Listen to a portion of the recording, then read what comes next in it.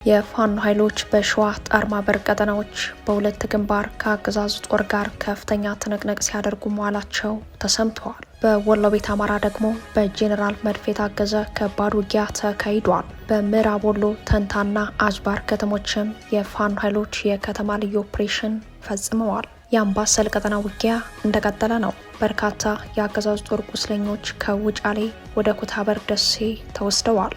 ዝርዝር የግንባር መረጃዎቹ ተሰናድተዋል። በወለጋ ዛሬም ዓለም የዘነጋው እልቂት በመፈጸም ላይ ነው። በርካቶች በአዲስ መልክ በተከፈተው ዘመቻ በጅምላ ተረሽነዋል። ቤትና መንደሮቻቸው ፈርሰዋል። ሰብላቸው እየወደመ ነው። አማሮች ላይ የዘር ማጽዳት ዘመቻው ቢያንስ በ3 አቅጣጫ እየተፈጸመ ነውም ተብሏል። አብራችሁን ስትዘልቁ የወለጋን አሁናዊ የንጹሐን የሰቆቃ ድምጾች ትሰማላችሁ። በአላማጣ የኮማንድ ፖስቱ መሪዎችና ጄኔራሎች በህወሓት ታጣቂዎች መከበባቸው ተሰምተዋል። የመከላከያ አዛዦች ጊዜ ማዘዣ ጣቢያ በታጣቂዎቹ ቀለበት ውስጥ መግባቱን ተከትሎ ጄኔራሎች ወደ ህወሓት ወታደራዊ አዛዦች ስልክ ደውለዋል። የህወሓቱ ጄኔራል በበኩላቸው ተተኩሶብናል ብለዋል። ይህም ሌላኛው መረጃችን ነው። በሱዳን የውክልና ጦርነት ተፋላሚው የጄኔራል አብዱልፈታህ አልቡርሃን ኃይል አዲስ የድርድር ሰነድ ማቅረቡ ተሰምተዋል። የድርድር ሰነዱ በተመድና በአረብ ሊግ ድጋፍም ተቀባይነት ማግኘቱ ታውቋል። የድርድር ሰነዱ ይዘቱ ምን ይላል ለሚለው ዜናችን ምላሽ አለው። በአሜሪካው ፕሬዝዳንት ዶናልድ ትራምፕ ቀጥተኛ ትዕዛዝ ከባድ የአየር ጥቃት ተፈጽመዋል። ፕሬዝዳንቱ ጥቃቶቹን በርካታና ፍጹም ውጤታማ ሲሉ ገልጸዋቸዋል። ለመሆኑ የአየር ጥቃቱ የትና በማን ላይ ተፈጸመ ለሚለው ሌላኛው ቀጠናዊ መረጃችን ነው። ሰላም ጤና ይስጥልን ውድ የጣና ቲቪ ተከታታይ ቤተሰቦቻችን፣ አብራችሁን ስትቆዩ እነዚህንና ሌሎች ዝርዝር መረጃዎችን ታደምጣላችሁ። የጣቢያችን የሰዓቱ ዜና መረጃና ዜና ትንታኔዎቻችን እነሆ ተጀምረዋል። እስከ መጨረሻው አብራችሁ እንድትቆዩ አክብሮት ግብዣችን ነው።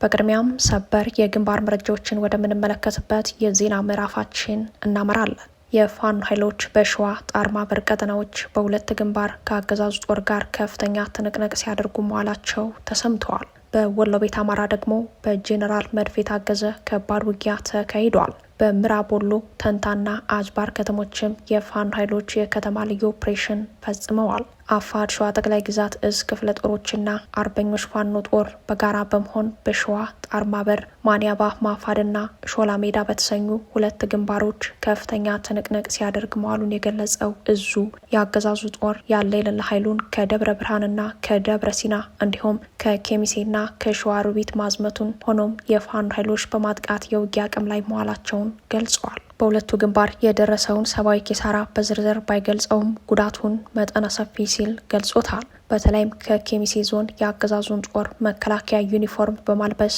ሰፊ የወረራ እቅድ በማውጣት ከባለፉት ቀናት የቀጠለ የወረራ እቅዱን በይፋት አውራጃ በሁሉም ወረዳና ቀበሌዎች ላይ ለመፈጸም መጠነ ሰፊ የተባለ እንቅስቃሴ ላይ እንደሆነ በመረጃው ላይ ተመላክተዋል። አፋር ሸዋ ጠቅላይ ግዛት እዝ በግንባር መረጃው እንደገለጸው የአማራ አርሶ አደሮችን ትጥቅ ለማውረድ ጦር ቢያሰማራ መንገድ መሪ ካድሬዎቹና የአገዛዙ ጦር የሸዋ ተራሮች መቀበሪያቸው ሆነዋልም ብለዋል። ዛሬም በሁለት ግንባር ወደ ጀግኖቹ ቀይ ለወረራ የተንቀሳቀሰው ኃይል በደፈጣና በጨበጣ ውጊያ ትጥቁን ለፋኖና ለአማራ አርሶ አደሮች እያስረክበ ነው ሲልም የአውደ ውጊያ ውሎውን ገልጿል። በሁሉም የሸዋ ጠቅላይ ግዛት አውራጃዎች ወረራ ለማድረግ ቢጣደፍም በሸዋ ጠቅላይ ግዛት ክፍለ ጦሮችና የአርበኞች ጦር በጋራ በርካታ ድሎችን እያስመዘገቡ ይገኛል ያለው እዙ የአማራ ወጣት ማርኮ ለመታጠቅ ወደ ፋኖ እየጎረፈ ነው ሲልም የትግሉን ህዝባዊነት አስረድተዋል። በይፋት ቀጠና ያሉ አባት አርበኞችና መላ አርሶ አደሩ ራሱንና ንብረቱን ለመጠበቅ ካለው ትጥቅ ተጨማሪ ማርኮ ለልጁና ለጓዱ ለማስታጠቅ ወደ ጦር ግንባር እየተሽቀዳደመ ነው ሲልም አክሏል። በሌላ የአውደ ውጊያ መረጃ በወሎ ቤት አማራ የውጊያ ቀጠናዎች በጄኔራል መድፍ የታገዘ ውጊያ እየተካሄደ መሆኑን የጣና የግንባር ዘጋቢ ቀጥታ ከግንባር እንደሚከተል ያቀርብልናል። ሰላም ጤና ይስጥልን ውድ አድማጭ ተመልካቾቻችን እንደምን ዋላችሁ። ወደ ሰዓቱ የግንባር መረጃዎቻችን እናመራለን። በዛሬው ዕለት እንግዲህ በወሎ ቤት አማራ ከትናንት ጀምሮ በጄኔራል መድፍ የታገዘ ከባድ አውደ ውጊያ የፋኖ ኃይሎች ከአገዛዙ ሰራዊት ጋር እያደረጉ ይገኛሉ። በዛሬው ዕለት በምዕራብ ወሎ ቀጠና በተለይም ተንታ ከተማና አጅባር ከተማ ከጧቱ 12 ሰዓት ሌሊት ከበባ በማፈጸም የፋኖ ኃይሎች በተንታ ወረዳ ላይ በሚገኙ የፖሊስ እንደዚሁም የአድማ ብተና አባላት ላይ ከባድ ምት አሳርፈዋል።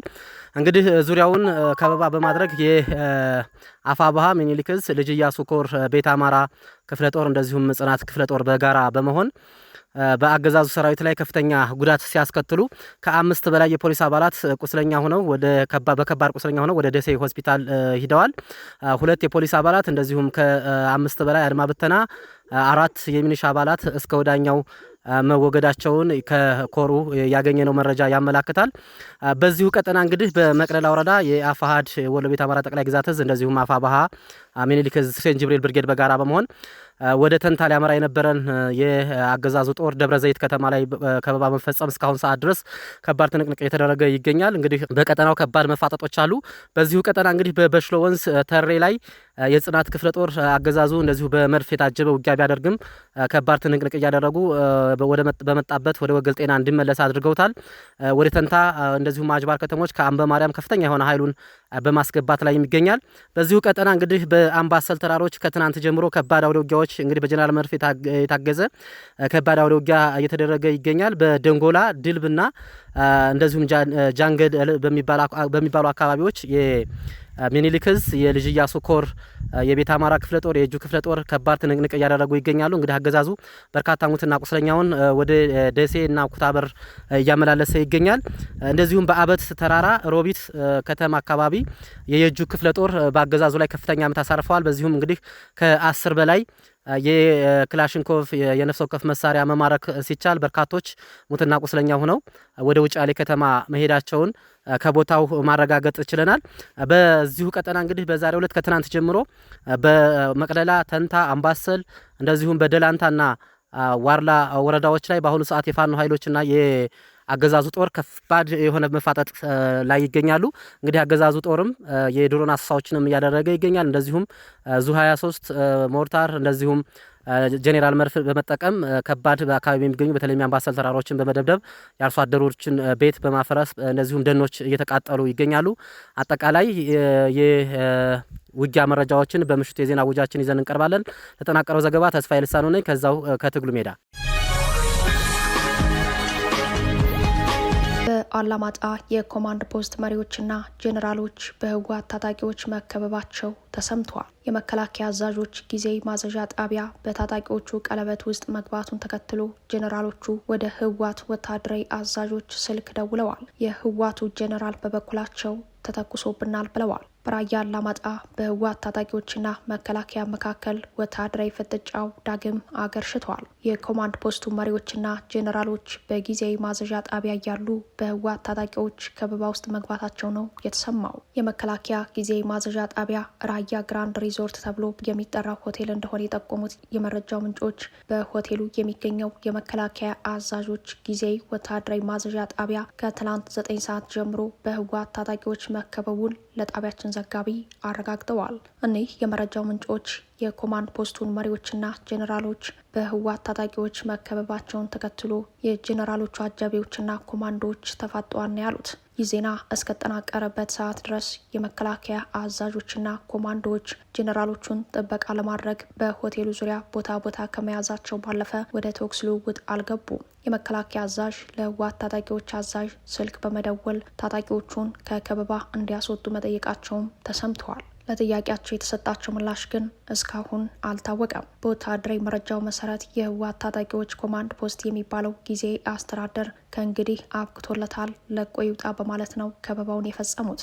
ኮማንድ ፖስቱ የህወሓትን መዋቅራዊ ወረራ ባይከላከልም ቦታውን ላለመልቀቅ መሳሪያ አቀባብሎ እንደሚገኝም ተጠቁሟል። ኮማንድ ፖስቱ የአማራ ተወላጆች በህወሓት ሲሳደዱ አልተከላከለም በሚል ተደጋጋሚ ወቀሳ እንደሚቀርብበት ይታወቃል። ከዚህ ጋር ተያይዞ በራያ አላማጣ ከ600 በላይ መሳሪያና ትጥቅ ተመዝግቦ ይህንን ትጥቅ ለማስፈታት ህወሓት አዲስ ዘመቻ ከፍቶ በቅድሚያ ተጽዕኖ ፈጣሪ የአማራ ተወላጆችን በማፈን ላይ መሆኑ ተሰምቷል። በ3 ቀናት ብቻ በተካሄደ አፈና ከ118 በላይ ተጽዕኖ ፈጣሪ የአላማጣ ተወላጅ አማራዎች መታሰራቸውም ከዚያው ከራያ አላማጣ የወጡ መረጃዎች ያሳያሉ። ይህ በእንዲህ እንዳለም ጄኔራል ዮሐንስ ወልደ ጊዮርጊስ ጆን መዲድ ሰሞኑን በዚሁ የራያ ቀጠና ከህወሓት ደጋፊዎች ጋር ባደረጉት አንድ ስብሰባ ላይ ሲተኮስብን ያድራል፣ የተኩስ ምንጩ ከየት እንደሆነ አይታወቅም ሲሉ ተሰምተዋል። ጄኔራሉ በተመሳሳይ ሰዓት ከሆነ አቅጣጫ በአንድ ጊዜ የሚጀምር የምሽት ተኩስ አለ፣ በዚያው ተመሳሳይ ሰዓት ደግሞ መልሶ ይቆማል ሲሉ ሁኔታውን ገልጸዋል።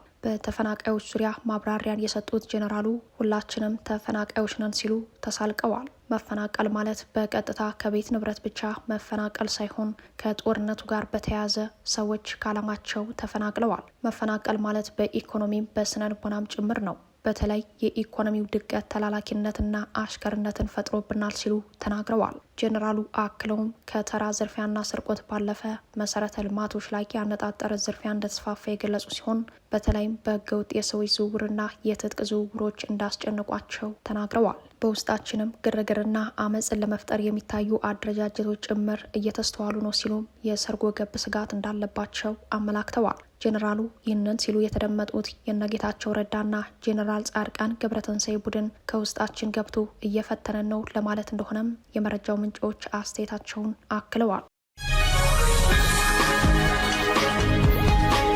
በወለጋ ዛሬም ዓለም የዘነጋው እልቂት በመፈጸም ላይ ነው። በርካቶች በአዲስ መልክ በተከፈተው ዘመቻ በጅምላ ተረሽነዋል። አማሮች ላይ የዘር ማጽዳት ዘመቻው ቢያንስ በ3 አቅጣጫ እየተፈጸመ ነውም ተብሏል። አንደኛው ከፍተኛ ወታደራዊ ኃይልና ጥምር ጦር በማሰማራት በቀጥታ በጥይት በመግደል የሚፈጸመው የዘር ማጽዳት ዘመቻ ነው። ሁለተኛው በገጠር ኮሪደር ልማት ስም የአማራዎችን ቤት ለይቶ በማፍረስ የሚፈጸመው ዘር ማጽዳት ሲሆን ሶስተኛው የሰብል መሰብሰቢያ ወቅት ጠብቆ ሰብሉን በማሳ ማውደም ከነቤቱ በማቃጠልና እንስሳቶቹን በመዝረፍና በማረድ የሚፈጸም እንደሆነ ነው ከአካባቢው የወጡ መረጃዎች የሚጠቁሙት። እነዚህ ሶስቱም የዘር ማጥፋት ስልቶች አሁንም በዚህ ሰዓት በመፈጸም ላይ መሆናቸውን የጣና ምንጮች ጠቁመዋል። ወቅቱ ሰብል መሰብሰቢያ መሆኑን ተከትሎ የወለጋ አማራዎች የደከሙበትን ሰብል እንዳይሰበስቡ የኦህዴድ ጥምር ጦር ተከታታይ ዘመቻ ከፍቶባቸው አቅም ያላቸው ራስን በመከላከል ላይ ናቸውም ተብሏል። አቅም የሌላቸው ህጻናትና አዛውንቶች ደግሞ በጅምላ እየተረሸኑ ነው ያሉት የአካባቢው ምንጮች የተወሰኑት በጫካ ጭምር በመሳደር ላይ ይገኛሉ ብለዋል። በወለጋ በዚህ ሰዓት በአንድ በኩል አማራን የማጽዳቱ ዘመቻ ሲቀጥል፣ በሌላ በኩል በኢኮኖሚካል ጄኖሳይድ ወቅቱ ሰብል የሚሰበሰብበት ስለሆነ እሱን እንዳይሰበስቡ የማድረግ ዘመቻው በአገዛዙ በኩል ተጠናክሮ መቀጠሉን የተሰማው። ዘመቻውን እያካሄዱ ያሉት በጥምር ጦር ሲሆን የአገዛዙ መከላከያን ጨምሮ የልዩ ኃይል ኮማንዶ፣ የፖሊስ፣ የኮሬ ነገኛ፣ የረጲኦላና የጋቸና ሲርና ኃይሎች ተቀናጅተው ወደ አማራ መኖሪያ አካባቢዎች በመግባት አሰቃቂ ግድያ በመፈጸም ላይ መሆናቸውን በተከታታይ ከስፍራው የሚወጡ መረጃዎች ያመላክታሉ። ከቀጠለው ጥቃት ለማምለጥ ህጻናት ጭምር ወደ ጫካ ሸሽተው በዚያም አውሬ እየበላቸው ነውም ተብሏል። በአማራ ላይ የዘር ማጽዳቱን የሚያስፈጽሙት እነ ሽመልስ አብዲሳ በበኩላቸው ለዚህ ያበቃቸውን ስርዓት በማውደስ አሊያም በህወሓት ኢህአዴግ የዘር መዋቅር ዝርጋታ ወቅት የመጀመሪያው የኦሮሚያ ክልል ርዕሰ መስተዳደር የነበሩትን ሀሰን አሊ ከ27 ዓመታት ቆይታ በኋላ በመቀበል አመስግነዋል። አቶ ሀሰን ቦሌ ዓለም አቀፍ አውሮፕላን ማረፊያ ሲደርሱ የኦሮሚያ ክልላዊ መንግስት ርዕሰ መስተዳደር አቶ ሽመልስ አብዲሳ አቀባበል አድርገውላቸዋል። አቶ ሽመልስ አቶ ሀሰን አሊ የክልሉ መንግስት ዛሬ ለደረሰበት ደረጃ በግንባር ቀደምትነት ከሚጠቀሱ ግለሰቦች መካከል አንዱ መሆናቸውን ገልጸዋል። ሀሰን አሊ ከ1984 ዓ.ም ጀምሮ እስከ 1987 ዓ.ም ድረስ የመጀመሪያው የክልሉ መንግስት ርዕሰ መስተዳደር ሲሆኑ የኦህዴድ መስራች ከሆኑ መካከልም ናቸው። ግለሰቡ በስልጣን ዘመናቸው ነፍጠኛ ይውጣ የሚለውን የዘር ማጽዳት ወንጀል ከኦነግ እኩል እንዳስፈጸሙ የቀደመ ታሪካቸው ያሳያል። ከፕሬዝዳንትነታቸው በኋላ ለ4 ዓመታትም የክልሉ ምክትል ፕሬዝዳንት ሆነው ሰርተዋል። በመዋቅራዊ የዘር ማጽዳት ወንጀሉ አርክቴክት እንደነበሩም ሰለባዎች ይናገራሉ። በሱዳን የውክልና ጦርነት ተፋላሚው የጄኔራል አብዱል ፈታህ አልቡርሃን አስተዳደር አዲስ የድርድር ሰነድ ማቅረቡ ተሰምቷል። የድርድር ሰነዱ በተመድና በአረብ ሊግ ድጋፍ ተቀባይነት ማግኘቱም ታውቋል። የጄኔራል አብዱል ፈታህ አልቡርሃን አስተዳደር ያቀረበው አዲስ የድርድር ሰነድ በተመድና አረብ ሊግ ድጋፍ ማግኘቱ ተሰምቷል። በጉዳዩ ላይ የሱዳኑ ጠቅላይ ሚኒስተር ካሚል እንድሪስ በተመድ ለጸጥታው ምክር ቤት ባቀረቡት አዲስ የሰላም እቅድ ላይ በመንግስታቱ ድርጅት በአፍሪካ ህብረትና በአረብ ሊግ የጋራ ክትትል የሚደረግበት ሁሉን አቀፍ የተኩስ አቁም እንደሚያስፈልግ ሰፊ ማብራሪያ ሰጥተዋል። ጠቅላይ ሚኒስተሩ የሱዳን ፈጥኖ ድራሽ ኃይል እንዲያፈገፍጉና በተዘጋጀ ካምፕ ተሰባስበው ታዛቢዎች ባሉበት ትጥቅ እንዲፈቱና ከተቆጣጠሯቸው አካባቢዎች ሙሉ በሙሉ ለቀው እንዲወጡ ጠይቀዋል። በጄኔራል አልቡርሃን አስተዳደር በኩል የቀረበውን የድርድር ሰነድ በተመለከተ አቋሙን የገለጸው የፈጥኖ ድራሽ ጦሩ አዲሱ የሰላም አማራጭ ከእውነት ይልቅ ለቅዠት የቀረበ ነው ሲል አጣጥሎታል። በጄኔራል መሐመድ ሀምዳን ዳጋሎ የሚመራው ጦሩ አዲሱን የሰላም አማራጭ ፍጹም እንደማይቀበለው በመግለጽ ውድቅ ማድረጉን አልጀዚራ ዘግቧል። ፈጥኖ ደራሽ ኃይሉ በጦር ሰራዊቱ ተሸንፎ ከዋና ከተማዋ ካርቱም ቢወጣም ሌሎች ወሳኝ የሱዳን ግዛቶችን ባለፉት ወራት ተቆጣጥሮ ይዞታውን አስፍቷል። ጄኔራል አልቡርሃን በበኩላቸው የድርድር ሰነዱን ያቅርቡ እንጂ ዋናው አቋማቸውና እቅዳቸው የፈጥኖ ደራሽ ጦሩን የመሳሪያ ምንጭ ማድረግ ላይ መሆኑን ሲናገሩ ቆይተዋል። የተባበሩት አረብ ኤምሬትስ የምታስታጥቀው የሱዳን ፈጥኖ ደራሽ ጦር ወሳኝ ቦታዎችን በመያዝ ለጄኔራሉ ትልቅ ስጋት ሆኗል። የፈጥኖ ድራሽ ጦሩ የዳርፉር ወሳኟን ከተማ ኤልፋሽርን ከተቆጣጠረ በኋላ ሁኔታዎች በፍጥነት በመቀየር ላይ ናቸው። ይህንን ተከትሎ ብሔራዊ ጦሩን ያሰጋውና ጄኔራል አልቡርሃን ከቁጥጥራቸው ውጭ የሆኑ ቀጠናዎች መስፋታቸው በኢትዮ ሱዳን ድንበር አካባቢ በሚገኘው ግዛትም አዲስ የጦር መሳሪያ መተላለፊያ ኮሪደር ተቀናቃኛቸው ጄኔራል መሐመድ ሀምዳን ዳጋሎ እንደሚያገኝ ነው መረጃዎች የጠቆሙት። የኤርትራ ናቅፋ ድንበር ተሻግሮ በመሰራጨት ላይ መሆኑ ተሰምቷል። በኢትዮ ኤርትራ ድንበር አካባቢዎች ተገድቦ የነበረው የኤርትራ መገበያያ ገንዘብ ናቅፋ በትግራይ ከተሞች በመሰራጨት ላይ መሆኑ ተሰምቷል። ናቅፋ ከቅርብ ጊዜ ወዲህ እስከ አዲግራትና አድዋ ከተሞች ድረስ እየተሰራጨ ሲሆን ስርጭቱም ከኮንትሮባንድ ንግድ ጋር ተያይዞ መሆኑን ዋዜማ ዘግበዋል። ናቅፋ በትግራይ ከተሞች እንዲሰራጭ ያደረገው በድንበር ከተሞችና በውስን ተዋንያን ተገድቦ የነበረው የኮንትሮባንድ ንግድ መስፋፋቱን ተከትሎ ነው። በኤርትራና በትግራይ መካከል ያለው ድንበር ተከፍቶ የኮንትሮባንድ ንግድ እያደገ ሲመጣ በውስን ነጋዴዎች እጅ የነበረው ናቅፋ አሁን ወደ ትናንሽ ነጋዴዎች እጅ መድረሱን በንግድ ስራ ላይ የተሰማሩ ነዋሪዎችና ለጉዳዩ የቀረቡ ምንጮች ጠቁመዋል። የናቅፋ መስፋፋት በትግራይ ከሚታየው የብር አቅርቦት እጥረት ጋር የተያያዘ መሆኑም ተጠቁመዋል። በትግራይ በሌላ ዙር የጦርነት ስጋት ምክንያት በርካታ ሰዎች ጥሬ ገንዘብ ከባንክ አውጥተው በቤታቸው መያዝ መጀመራቸውን ተከትሎ የብር አቅርቦት እጥረት ማስከተሉን የባንክ ባለሙያዎች ሲናገሩ ተደምጠዋል። ከዚህ ጋር ተያይዞ በድንበር አካባቢ ያለው ንግድ እያደገ መምጣቱንና ከሁለቱም ወገን አዳዲስ ነጋዴዎች፣ ደላሎችና የኮንትሮባንድ አንቀሳቃሾች በስፋት እየተሳተፉበት ነው ተብሏል። በዚሁ የድንበር ንግድ ላይ እንደ ሳሙና፣ ዘይትና ኤሌክትሮኒክስ የመሳሰሉ ፍጆታዎችን ከአዲስ አበባ ከሚገዛበት ዋጋ ባነሰ በድንበር በኩል ስለሚመጣ ፍጆታውን ወደ አቅራቢያ ከተሞች ወስዶ በተሻለ ትርፍ ለመሸጥ መቻሉ ተነግሯል። ከትግራይ ወደ ኤርትራ ድንበር የሚሻገሩት በአመዛኙ እንደ ነዳጅ፣ የእህል ምርቶች፣ የቁም እንስሳትና ሸቀጣሸቀጦች ናቸው። እነዚህ ምርቶች በድንበር አካባቢዎች በከፍተኛ ዋጋ ስለሚሸጡ ወጣቶች በአነስተኛ መጠን ጭምር በድንበር ከተሞች ለኤርትራ ገበያ ያቀርባሉ። መደበኛ ባይሆንም አነስተኛ መጠን ያለው የወርቅ ምርት ድንበር ላይ ለኤርትራ ነጋዴዎች እንደሚቀርብ ለጉዳዩ የቀረቡ ምንጮች ጠቁመዋል። መቀሌን ጨምሮ በትግራይ ከተሞች ነዳጅ በየመስመሩ ሲሸጥ በየአካባቢው የሚለያይ ቢሆንም በአሁኑ ወቅት የ1 ሊትር ነዳጅ ዋጋ በመቀሌ ከተሞች እስከ 220 ብር ሲሸጥ በኤርትራ ድንበር አካባቢዎች ደግሞ ከ300 ብር በላይ መሻገሩ ተሰምተዋል። ከትግራይ ወደ ድንበር የኤርትራ ከተሞች ለንግድ የሚያቀኑ ወጣቶች ለኤርትራ ገበያ የሚያቀርቡትን ምርት የሚሸጡት በናቅፋ መሆኑ በመረጃው ላይ ተመላክቷል። ነጋዴዎች ወደ ትግራይ ተመልሰው በጥቁር ገበያ እንደሚመነዝሩም ታውቋል። በጥሬ ገንዘብ ላይ በተመሰረተው የድንበር አካባቢ ንግድ ወደ ትግራይ የሚገባው የኤርትራ ናቅፋ በትይዩ ገበያ ወደ ብር ይቀየራል። የናቅፋና ብር ልውውጡን የሚያሳልጡ ደላሎች እስከ መቀሌ ከተማ ድረስ መኖራቸው ታውቋል። እንደ አዲግራት ባሉ የድንበር አቅራቢያ ከተሞች አንድ የኤርትራ ናቅፋ በኢትዮጵያ እስከ 12 እስከ 15 ብር ድረስ እየተለወጠ ይገኛል። በኢትዮጵያ ባንኮች የውጭ ምንዛሬ ግብይት ውስጥ የኤርትራ ናቅፋ ይፋዊ ዋጋ የሚወጣለት ባይሆንም መደበኛ ዋጋው አንድ ናቅፋ 7 ብር መሆኑን መረጃዎች ያመላክታሉ። በአሜሪካው ፕሬዝዳንት ዶናልድ ትራምፕ ቀጥተኛ ትዕዛዝ ከባድ የአየር ጥቃት ተፈጸመ። የአሜሪካው ፕሬዝዳንት ዶናልድ ትራምፕ በሰጡት ትዕዛዝ በናይጄሪያ የአየር ድብደባ መፈጸሙን ራሳቸው አረጋግጠዋል። ትራምፕ ትናንት ምሽት በናይጄሪያ ሰሜን ምዕራብ በሚንቀሳቀሱ የአይኤስ የአሸባሪ ቡድኖች ላይ ኃይለኛና ገዳይ ሲሉ የጠሩትን የአየር ጥቃት መፈጸሙን ትሩዝ በተሰኘው የማህበራዊ ሚዲያ ገጻቸው ገልጸዋል። ጥቃቱ የታለመው ክርስቲያኖችን ኢላማ በማድረግ በሚገደሉ አሸባሪዎች ላይ መሆኑን የገለጹት ትራምፕ እነዚህ አሸባሪዎች የክርስቲያኖችን ግድያ ካላቆሙ ዋጋ እንደሚከፍሉ ቀደም ብዬ አስጠንቅቄያለሁ፣ ዛሬም ያ ማስጠንቀቂያ ተፈጽሟል ብለዋል። ፕሬዚዳንቱ በጥቃቱ ስለተገደሉ ሰዎች ቁጥር ወይም ስለተመቱት ዝርዝር ኢላማዎች ማብራሪያ ባይሰጡም ጥቃቶቹን ግን በርካታና ፍጹም ውጤታማ ሲሉ ገልጸዋቸዋል። የአሜሪካ መከላከያ ሚኒስቴር ፔንታጎን በጥቃቱ ወቅት ሚሳኤል ሲተኮስ የሚያሳይ የ9 ሰከንድ ቪዲዮ በማህበራዊ ሚዲያ አጋርተዋል። የናይጄሪያ መንግስት ክርስቲያኖችን ለመጠበቅ በቂ ጥረት አያደርግም በሚል ከትራምፕ የሚቀርብበትን ክስ ማስተባበሉ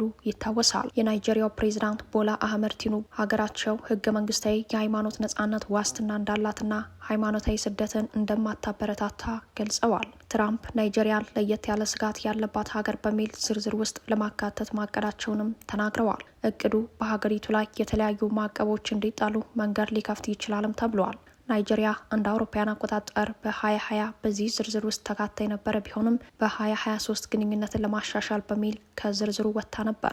በናይጄሪያ የተፈጸመው ጥቃት አሜሪካ በሶሪያ በሚገኙ የአይሲሲ ኢላማዎች ላይ ጥቃት ከፈጸመች ከአንድ ሳምንት በኋላ የተከተለ ነው። ይህ በእንዲህ እንዳለም ከዚሁ የአየር ጥቃት ጋር በተያያዘ የናይጄሪያ ባለስልጣናት ጥቃቱ የተለየ ሃይማኖትን ያላነጣጠርና ዓላማው አሸባሪዎችን መደምሰስ ብቻ ነው ሲሉ ተናግረዋል። የናይጄሪያ የውጭ ጉዳይ ሚኒስተር የሱፍ ማይታማ አሜሪካ በናይጄሪያ በሚገኙ የአይኤስ ይዞታዎችን ምሽቱን መደብደቧን አምነዋል። የአሜሪካ አፍሪካ እዝ አፍሪኮም ከናይጄሪያ መንግስት ጋር በመተባበር በሶኮት ግዛት ውስጥ የሚገኙ የሽብር ጣቢያዎችን ኢላማ ማድረጉን ነው ያረጋገጡት። የናይጄሪያ የውጭ ጉዳይ ሚኒስተር የሱፍ ማይታማ ጥቃቱ የተለየ ሃይማኖትን ያላነጣጠርና ዓላማው አሸባሪዎችን መደምሰስ ብቻ እንደሆነ የገለጹት ለቢቢሲ አፍሪካ ነው። እንደ ሁኔታው አስፈላጊነቱ ታይቶ ወደፊትም ተመሳሳይ ጥቃቶች ሊቀጥሉ እንደሚችሉ ሚኒስተሩ ጠቁመዋል። ይህ የአሁኑ የአየር ጥቃት ፕሬዚዳንት ትራምፕ በህዳር ወር ውስጥ የአሜሪካ ጦር በናይጄሪያ የሚንቀሳቀሱ ታጣቂዎችን ለመመከት ዝግጁ እንዲሆን የሰጡት ትዕዛዝ ተከትሎ የመጣ እርምጃ ስለመሆኑም በዘገባው ላይ ተመላክተዋል። ክቡራትና ክቡራን ቤተሰቦቻችን ለሰዓቱ የተሰናዱት መረጃዎቻችን የተከታተሏቸዋቸውን ይመስሉ ነበር። አብራችሁን ስለቆያችሁ ልባዊ ምስጋናችን ድረሳችሁ እያልን የጣና ቲቪ ወቅታዊ ዜናዎች፣ ትንታኔዎችና ልዩ ልዩ ፕሮግራሞች እንዲደርሷችሁ ቻናላችን ሰብስክራይብ በማድረግ ቤተሰብ ይሁኑ። በተሳትፎ የትግል ሚዲያው እንዲያጠናክሩ ጥሪያችን እናቀርባለን። ጣና ቲቪ ከሀቅ ጋር